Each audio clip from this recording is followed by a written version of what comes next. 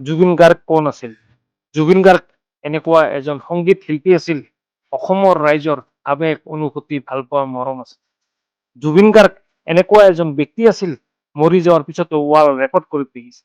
জুবিন গাৰ্গ এনেকুৱা এজন সংগীত শিল্পী আছিল, যাৰ অন্তিম বিদায়ৰ সময়ত অসমৰ ৰাইজে কান্দোনত ভাঙি পৰিছিল আৰু ৰাজপথত ওলাই আহিছিল।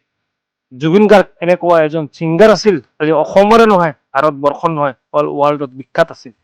জুবিন গাৰ্গ এনেকুৱা এজন ব্যক্তি আছিল, যাৰ অন্তিম সময়ত পুলিচ আৰক্ষী বিষয়া কান্দোনত ভাঙি পৰিছিল।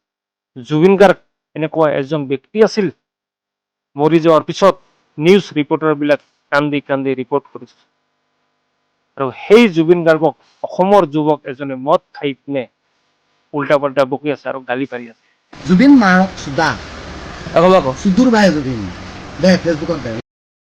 যেতিয়া তাৰ মদৰ নিচাটো ওলাই গৈছে, তেতিয়া তাই বুজি পাইছে কি ভুল কৰিছে, কিমান ডাঙৰ ভুল কৰিছে আৰু কাক গালি পাৰিছে।